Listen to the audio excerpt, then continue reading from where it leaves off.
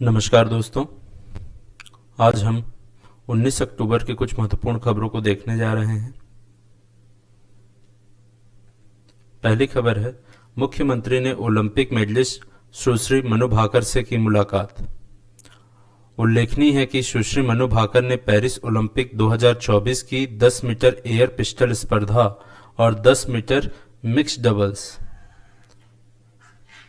में कांस्य पदक जीता था।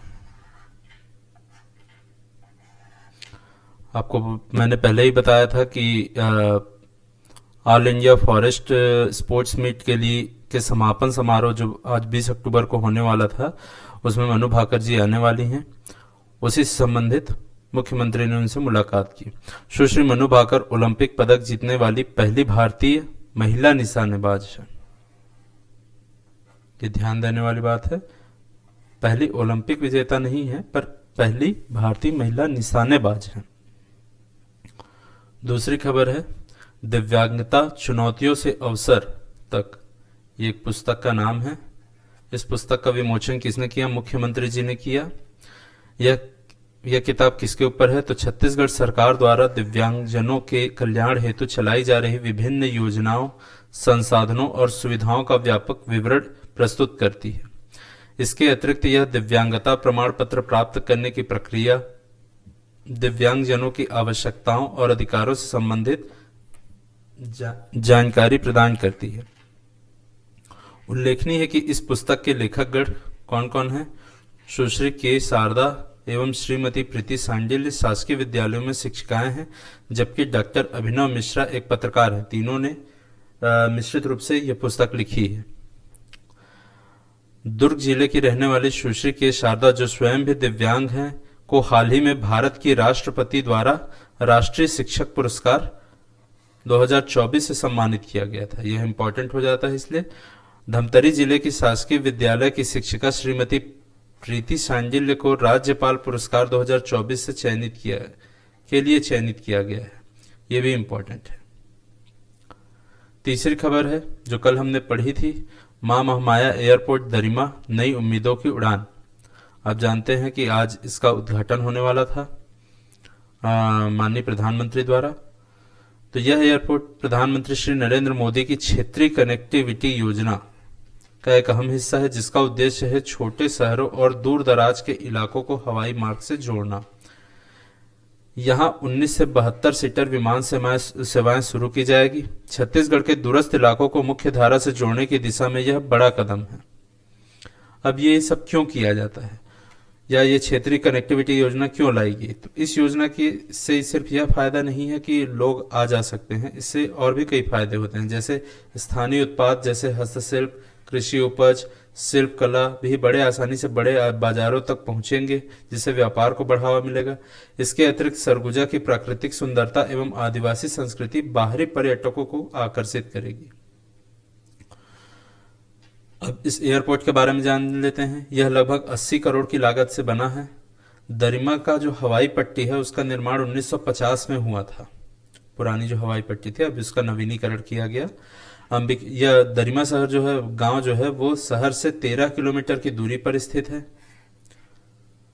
इसका संपूर्ण क्षेत्रफल 365 एकड़ का है। यह हवाई पट्टी समुद्र तल से 1924 फीट की ऊंचाई पर है।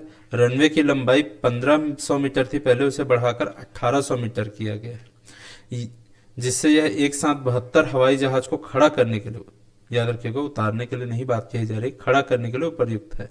टर्मिनल भवन का उन्नयनीकरण 20 यात्रियों से बढ़ाकर 72 यात्रियों की सुविधा के अनुरूप किया गया है। चौथी खबर है, वैसे ये नेगेटिव न्यूज़ है, ज़्यादातर परीक्षाओं में नेगेटिव न्यूज़ नहीं पूछी जाती है, फिर भी ये छोटी सी न्यूज़ है। आईईडी ब्लास्ट में 2 जवान शहीद हुए हैं, जिसे मुख्यमंत्री विष्णुदेव साय ने जवानों की शहादत को नमन किया है। कहाँ हुआ है? तो ये घटना नारायणपुर जिले के ग्राम कोटलियार के समीप जंगल में आईईडी ब्लास्ट में हुआ, जिसमें आईटीबीपी के 2 जवान शहीद हो गए। यहाँ आईटीबीपी महत्वपूर्ण होता है, आपको पता होना चाहिए आईटीबीपी क्या है। इंग्लिश में इंडियन टिबेटन बॉर्डर पुलिस कहा जाता है, या भारत तिब्बत सीमा पुलिस कहा जाता है। इसके बारे में आपको जानकारी होनी चाहिए। पांचवी खबर है, मुख्यमंत्री ने ठाकुर प्यारेलाल सिंह की पुण्यतिथि पर उन्हें नमन किया। अब ठाकुर प्यारेलाल सिंह के बारे में लगभग हम सभी जानते हैं कि ये छत्तीसगढ़ में श्रमिक आंदोलन के सूत्रधार हैं और सहकारिता आंदोलन के प्रणेता कहे जाते हैं। इनकी पुण्यतिथि 20 अक्टूबर को मनाई गई। उन्होंने छात्रों को संगठित किया, जिन्होंने ठाकुर प्यारेलाल सिंह ने छात्रों को संगठित किया था और राष्ट्रीय आंदोलन में भागीदार बनने के लिए प्रेरित किया था। उन्होंने शोषण और अत्याचार के विरोध में भी वे सक्रिय रहे। राजनांदगांव में मिल मजदूरों के लिए उन्होंने संघर्ष किया और उनका हक दिलाया। यह उनका सबसे महत्वपूर्ण कार्य भी था। उनके नेतृत्व में छत्तीसगढ़ बुनकर संघ की स्थापना हुई। उन्होंने छत्तीसगढ़ में शराबबंदी, सांप्रदायिकता, एकता, नमक कानून तोड़ना, दलित उत्थान और अनेक कार्य किए हैं। देश सेवा करते हुए वे कई बार जेल भी गए हैं। आपको ठाकुर प्यारेलाल सिंह के बारे में समस्त जानकारियां पता होनी चाहिए। इनके नाम के ऊपर राज्य में एक पुरस्कार भी दिया जाता है, उसके बारे में पता होना चाहिए। और भी जो जानकारी है आप कृपया पढ़ लें। छठवीं खबर है, हमें अपने देश की उत्पादित वस्तुओं पर गर्व करना चाहिए। किन्होंने कहा? तो उप मुख्यमंत्री श्री विजय शर्मा जी ने कहा। उप मुख्यमंत्री श्री विजय शर्मा कबीरधाम में आयोजित स्वदेशी मेला में शामिल हुए थे।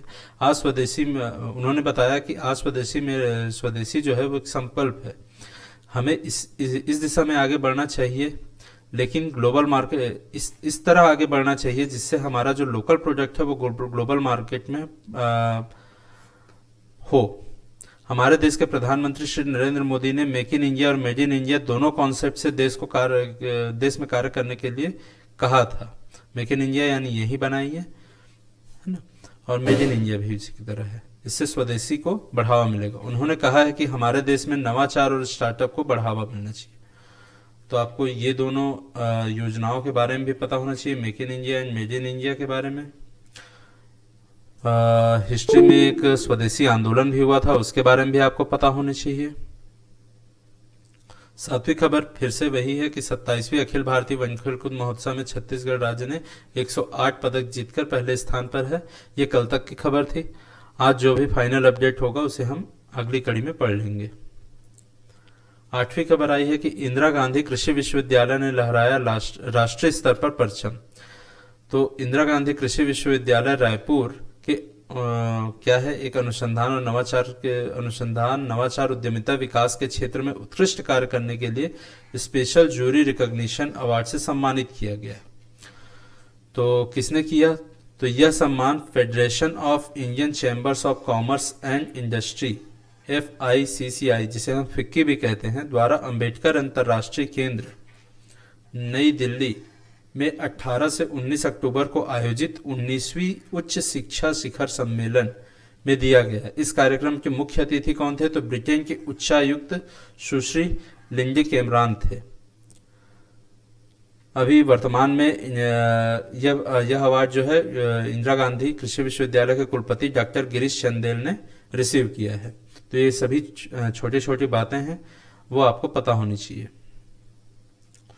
इंदिरा गांधी कृषि विश्वविद्यालय में विगत 2 वर्षों से धान जनन द्रव्य संचरण, जैव विविधता एवं संबंधित उत्पादों पर अनुसंधान हेतु एवं उत्पादों के उपभोग के प्रति आम जनों तक जागरूकता लाने के संबंध में किए गए उल्लेखनीय कार्यों को दृष्टिगत रखते हुए यह सम्मान प्रदान किया गया।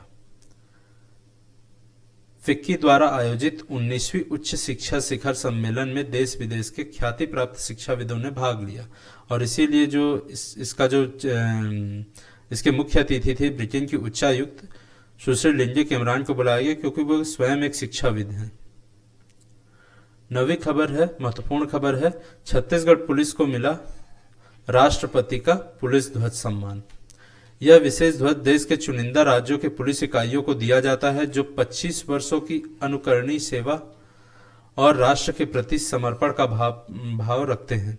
छत्तीसगढ़ पुलिस ने नक्सल मोर्चे पर साहस और दृढ़ता के साथ कठिन चुनौतियों का सामना करते हुए यह सम्मान अर्जित किया है, जो उनकी उत्कृष्ट सेवा का प्रमाण है।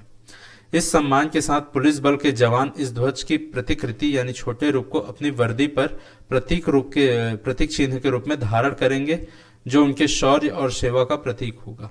राष्ट्रपति ध्वज किसी भी पुलिस या सैन्य बल के लिए सर्वोच्च मान्यता मानी जाती है और यह छत्तीसगढ़ पुलिस की निष्ठा, कर्तव्य परायणता और परिश्रम की राष्ट्रीय स्तर पर सराहना को दर्शाता है। तो यह इंपॉर्टेंट है।